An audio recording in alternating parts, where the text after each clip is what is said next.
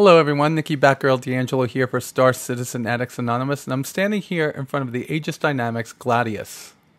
Now I did a preliminary review of this quite a few months ago, and when it actually hit the hangar, and then played around with it in the game, and you've seen it in some videos lately. But today I'm actually going to get down and dirty, and let's talk about certain things of this ship that make it different and special. Well, first off, I think it looks special because it's beautiful. I should say it is special because it's beautiful.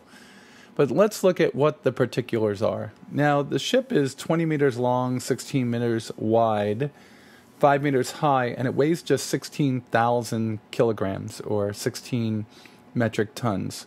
It's a amazing looking ship. And it is looking like something that stepped out of the Wing Commander universe in actuality. I mean, I've seen something like this before.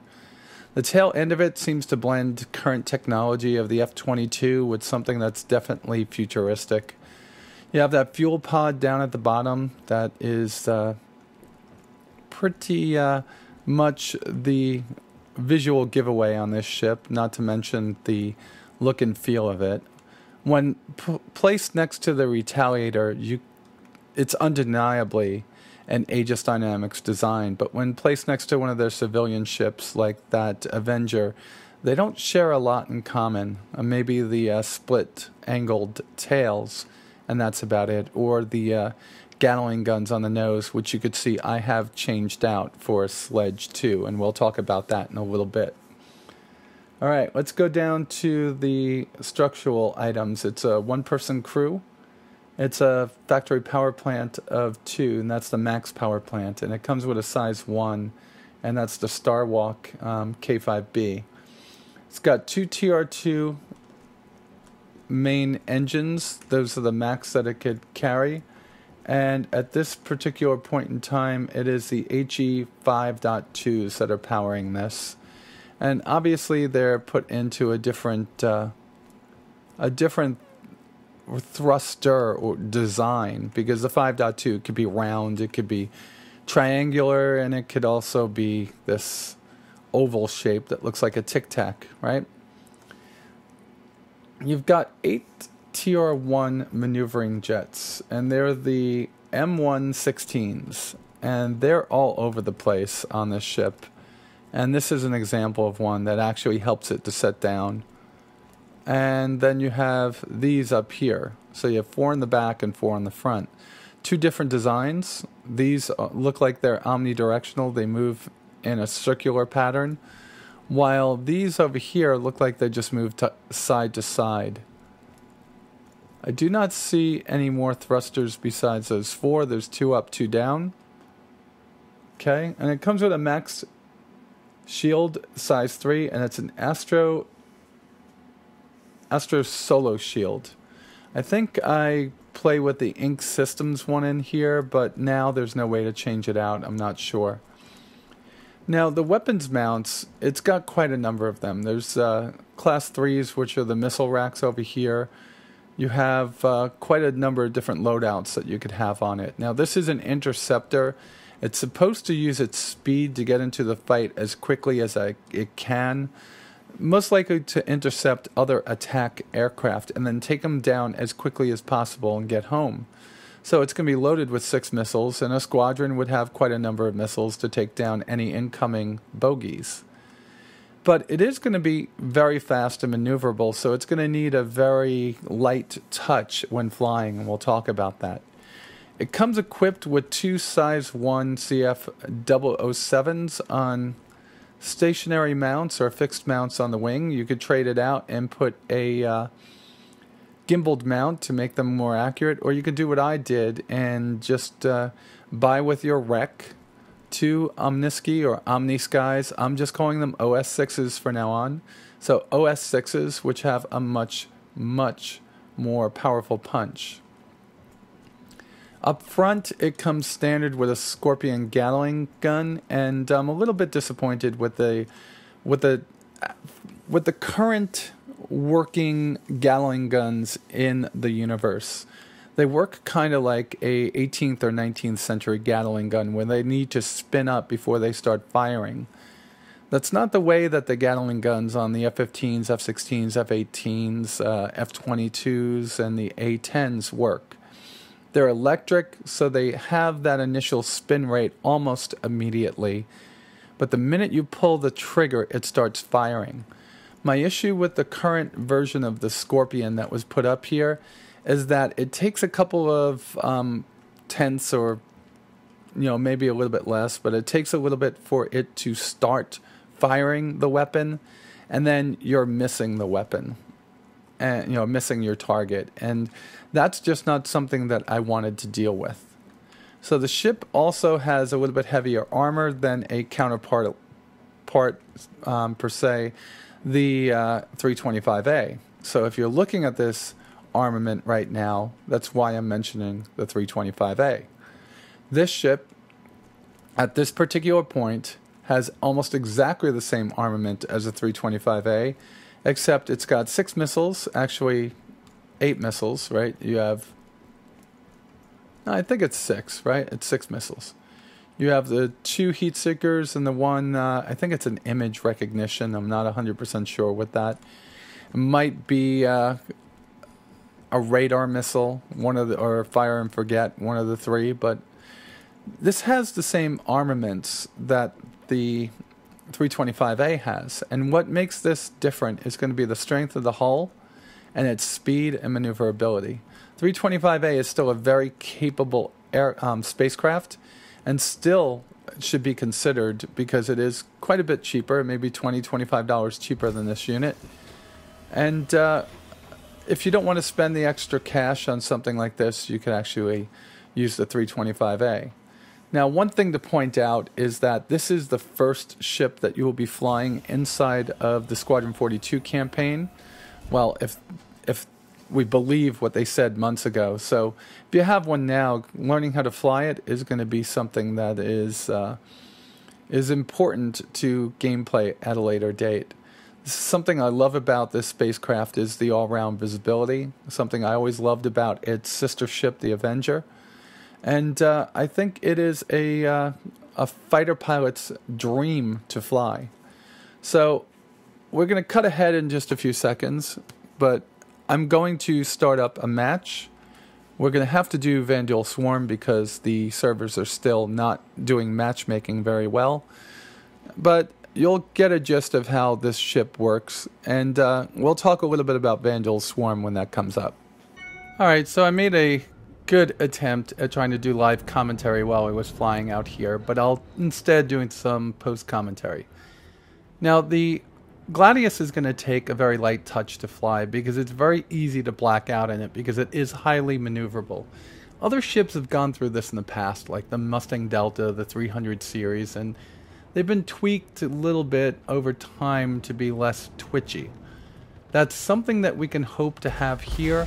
But until that happens, you want to be a little bit easy on the joystick. Don't white knuckle it, meaning do not hold on to the joystick so hard that it hurts by the time you're done with the game.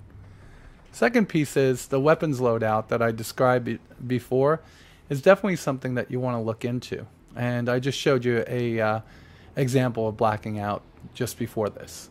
Now the weapons loadout, of course, if you look to the left, is going to be the 2 Omniski or Omniskies, and like I said, let's just call them OS6s for now on, and the 1 sledge. Now at some point I'm going to bring up a menu and show you how to change the fire buttons, and it's going to be just as we destroy this ship or get close to destroying the last ship in this round. It makes it a lot easier to actually fire your cannons and fire your sledge in the manner that they're supposed to be used. Now the sledge has been updated and it deals devastating damage, but it only has about 60 rounds in each ammunition box. That means you get 120 rounds between each elite that you are fighting. So you definitely want to hang on to them for the elites at the end. So how you do this is that you're going to tap the F2 key, tap the home button, and then you're going to use the cursors to go through your weapons and the enter key, turning off the sledge on Fire Group 1 and turning on the 2 OS6s on Fire Group 1, and then turning off the two OS6s on Fire Group 2 and turning on the sledge. And that's just by hitting the Enter key as you have selected it. Like I said, look for that to be in here in just a few seconds. Now, the big difference between this ship and the 325A is definitely the speed, and it's only a difference of 10 meters a second, but it's enough to close the distance here or to outrun other people that you might be fighting against. That gives you a 40 meter per second advantage over somebody per se in a Hornet, and almost a full 100 over somebody in a Aurora. And everybody else falls either in between, or something like the 350R would be slightly to a lot faster than you. Now, the one thing here is the ship is going to be a killer in the right hands. I do not profess to be an excellent pilot. I think I'm very average to slightly above average. But I am getting better with the help of some of my friends in my organization like Onion and Colgan, who actually are amazing pilots. One of them, Onion, flies with the X-55. The other one, Colgan, flies with the mouse and keyboard. So we have a little bit here of a hard time with some of these guys because the AI seems to have been updated slightly by Moon Collider for this version. You see a lot more of the ships doing different maneuvers, though they get into these turning, keep on turning and skidding out and coming back at you to take shots at you. And you can figure out the pattern after a while. What I suggest is that in a ship as fast as this, you turn away from them, extend, skid right back around, and fly towards them. Now, at some point, you're going to see me have one major mistake here, and it's going to be the loss of situational awareness. In these maps that you have for Vandal Swarm, specifically this one, which is Dying Star, you have a ton of rocks, asteroids, meteorites, whatever you want to call them, floating around space, and equipment, pieces of equipment just floating everywhere. It's the same thing in Broken Moon. So you need to be aware of what is around you. And here's when I'm actually changing things out. Remember, it's the F2 key, the home key, the cursors to move between all the weapons, and enter to select or deselect the ones that you want. This is not persistent. It will only work for the match that you're in. There's no way to change it for, globally forever. So this ship is one of my favorite at this particular point. I still consider the Super Hornet the best ship for Vandal Swarm, but it is what I call easy mode. And what I mean by that is it has so many weapons, such a good shield on it, and such good maneuverability for its size that you're going to get far in it even if you're not that great. So I call it easy mode. It doesn't mean that I'm picking on people that use it. It just means that it's an easier fighter to fly. This one, however, is a fighter pilot's dream to fly. You actually feel amazingly like you're flying a real fighter. Not that I have any kind of experience doing that. Most of my flying has been in Cessnas and Pipers and simulated aircraft. So what I'm trying to show in this is just how to fly and what to do, and I'm using as light movements as I can and trying to line up those OS6s as closely as I can, and when I do, pulling the trigger and trying to cause as much damage as I can. The sledge, however, we'll talk about that for a few minutes, and I used it there for a second. You can see I have about 32 rounds, so I used 28 rounds so far, so I should have about 92 rounds left in that weapon. The sledge is exactly what they call it. It's a sledgehammer. The thing deals a massive amount of damage, but you need to make sure that you are well lined up on your target before you use it. It is not going to be easy to hit things with that in a turning fight. You want to get them out of the turn. The reason for that is the velocity of the projectile is not as fast as a laser, but they did increase the velocity a little bit recently to make it a little bit more accurate. But you definitely want to have it where you have as much of the ship in your sights as possible. Here's one of my tactics on the elites. I usually launch a missile as quickly as I can at their rear end, and of course the little king goes down.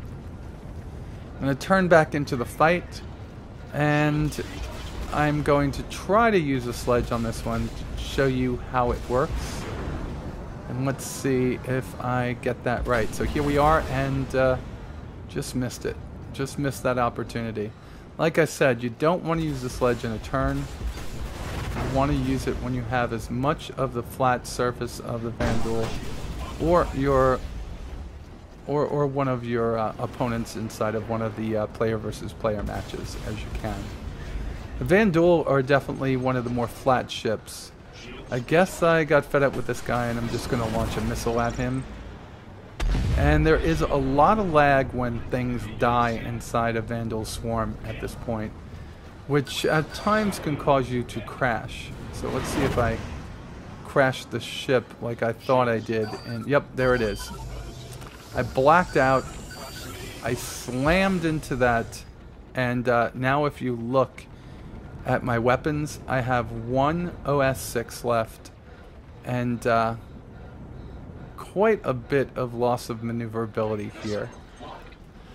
Also took out the front of the ship, so I don't have my my sledge working anymore. So that's just made this a little bit harder for me to get through this round. All I wanted to do was just get through 3 rounds so we can talk a little bit about this.